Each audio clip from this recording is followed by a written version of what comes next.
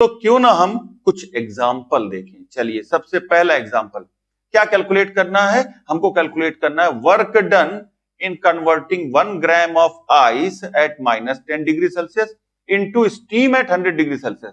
मतलब work done का मतलब क्या हुआ, अच्छा आप खुद सोचो।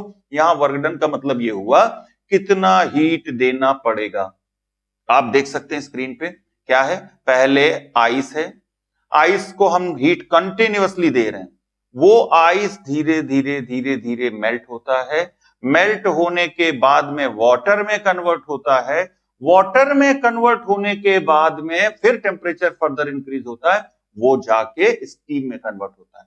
तो इश्यू ये है कि चलिए ये कैसे होता है, ये तो आपको समझ में आ गया, सिंपल सी बात है।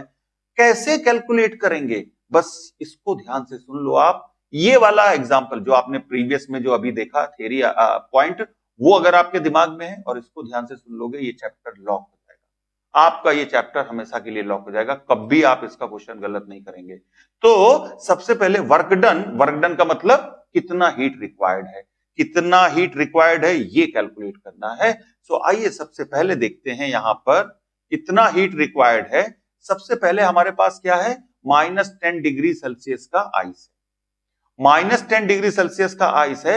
अब जरा सोचो अपने आप से, पूछो -10 डिग्री सेल्सियस के आइस को जब हीट देंगे तो क्या चीज चेंज करेगा, स्टेट या टेम्परेचर? एक ही सवाल पूछो अपने आप से, स्टेट चेंज करेगा कि टेम्परेचर? जरा सोचो, अगर ये स्टेट चेंज करेगा तो टेम्परेचर नहीं चेंज करेगा, कोई एक ही चेंज होगा एक टाइम पे, या तो स्टेट या टेम्परेचर। अगर -10 डिग्री सेल्सियस का है तो हम, अगर ये आपके जवाब आता है कि नहीं स्टेट चेंज कर देगा, मतलब पानी में बदल जाएगा।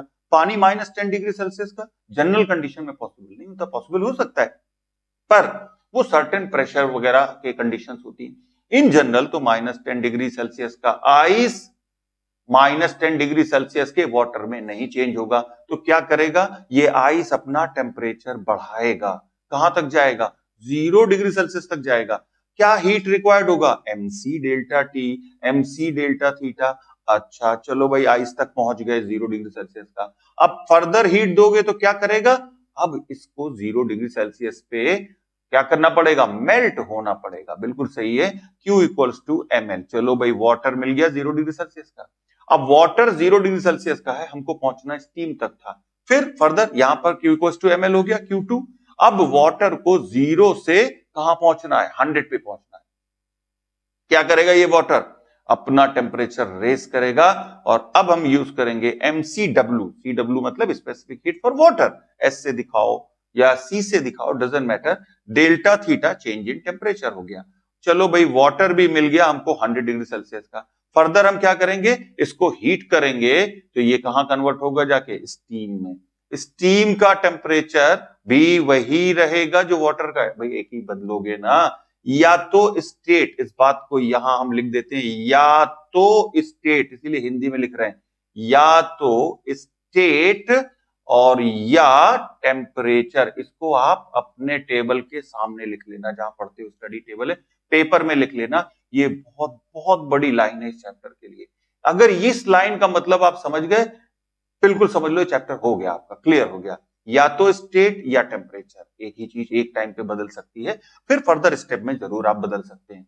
सो अब हम स्टीम तक पहुंच गए, स्टीम में कन्वर्ट हो गया। चलो इसको न्यूमेरिकली कैलकुलेट कर लेते हैं। सबसे पहले टोटल हीट रिक्वायर्ड कितनी है, Q1 Q2 Q3 Q4, सबको ऐड कर दो। तो इसके लिए पहले हम देखें Q इक्वल्स टू, देखें पहले M, मास 1 ग्राम दिया है, S क्या है 0.5, डेल्टा टी कितना हुआ है, 10 हुआ है। देखो भाई, -10 से 0 गया है तो डेल्टा टी हो गया 10। फिर प्लस ml, देखो ध्यान से, ml 1 ग्राम है, L वहां पर 80 गिवन है। फिर ये तो हो गया सेकंड स्टेट का, क्लियर हो गया। एंड देन फिर से क्या हो रहा है, आगे देखो तो ms डेल्टा टी 1 ग्राम है, S1 वाटर बन चुका है, वाटर में कन्वर्ट हो चुका है, S1 डेल्टा टी अब 100 डिग्री सेल्सियस हो गया।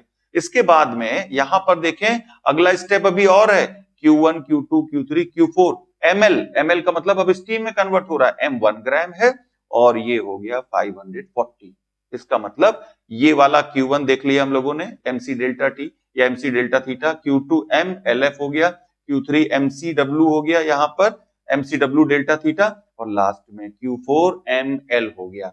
तो यहां से 725 कैलोरी जूल में कन्वर्ट करना है, तो आराम से 4.2 से मल्टीप्लाई करो और ये आ जाएगा 3045 जूल। इसका मतलब हमको इतने हीट की रिक्वायर्ड होगी, ऐसे भी कह सकते हो, या हम कह दें हमको इतना वर्क डन करना पड़ेगा। ये बात समझने की है। तो ये क्वेश्चन अगर आपको समझ में ना आए, यहीं पे रोकिए, फिर से सुनिए, फिर से रिवाइंड करिए, ये समझ लो क्वेश्चन, फिर आप आगे के ना भी करोगे तो चलेगा, ऐसा समझ लो, फिर आप प्रैक्टिस पे सीधे जा सकते हो। ये क्वेश्चन समझना बहुत जरूरी है। ये कॉन्सेप्ट है, इस चैप्टर का पूरा निचोड़ है, पूरा एक्सट्रैक्ट इसी क्वेश्चन में आ जाता है। इसको ध्यान से समझ लीजिए, कभी गड़बड़ नहीं होगी।